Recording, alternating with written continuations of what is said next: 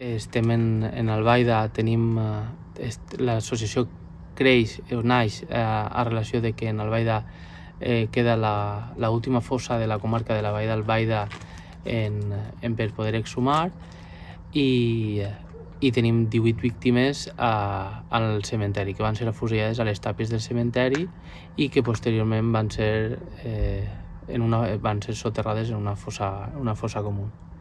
En Albaida comencem que abans de la nostra actuació en el que és el parc conegut per la Glorieta, en el poble, existia el memorial franquista amb una piràmide triangular i una creu en l'alt que estava adornada amb 3 pedres. Una era la creu carlista, l'altra era el símbol de falange i la que presidia el memorial era una espècie de làpida gegant on estaven els que ells consideraven que havien caigut per Espanya.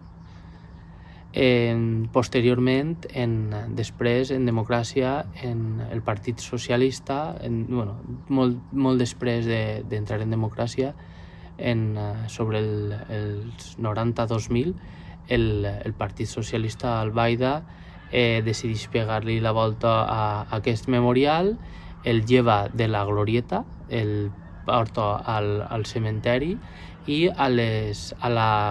lo que és lo que diríem la làpida central se la desapareix i resulta que se sap que la té un empresari del poble en la seva casa d'estiu i les altres dos pedres que tenien la creu carlista i la creu i el símbol de falange tenen un escrit en valencià relacionat un poc amb una frase més de pau i com que caiguts per tots, en referència a tots els caiguts, foren d'un bàndol o de l'altre, o lluitaven per una dictadura o lluitaven per la llibertat de tots.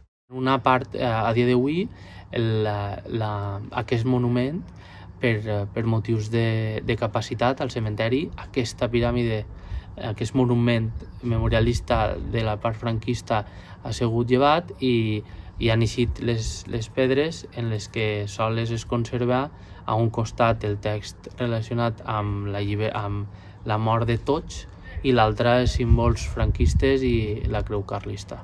I on se conserva això? A dia d'avui, segons es té constància per part de l'equip de govern, estan al magatzem damunt d'un palet juntament amb totes les pedres que formen part de la piràmide. I vosaltres teníeu pensat també fer un memorial, no? Al cementeri, conforme està creixent el cementeri, la part on està situada la fossa, on està ja identificada i geolocalitzada la fossa, volíem identificar-ho d'alguna manera perquè se sapiera el dia de demà que en aquesta zona hi havia una fossa que ha sigut exhumada i que quede constància per a que no siga un esborrany del passat, sinó que quedarà constància en el futur del que va passar.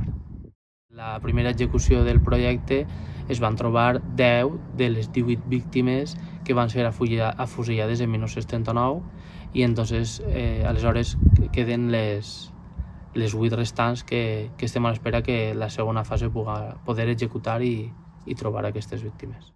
Previ a l'execució del projecte de l'exhumació, el que vam decidir va ser identificar-ho encara que fora amb 4 postes i cordes, per a que,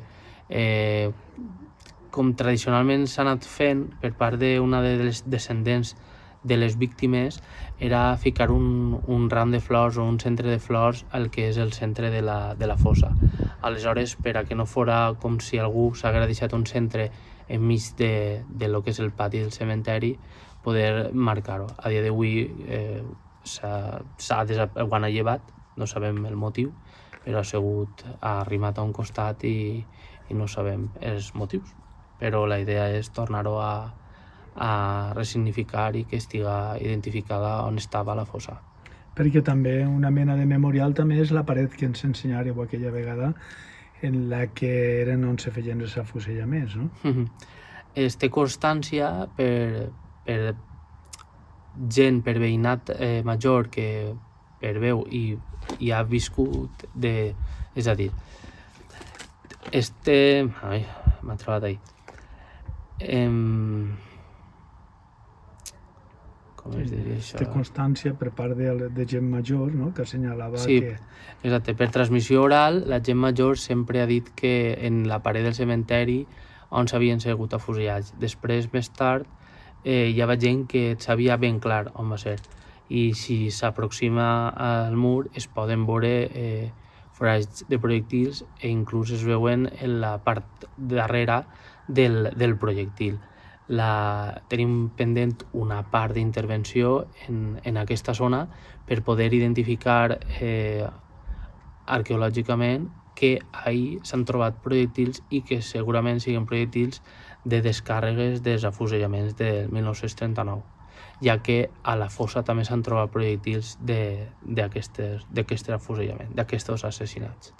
Allí el que es té constància és esta mena de forats, però el que es té previst és poder identificar-ho, poder allargar el que és la cera que no inexistent, però n'hi ha un tros que volem fer-ho que es pugui accedir i on poder la gent llegir el que és allò.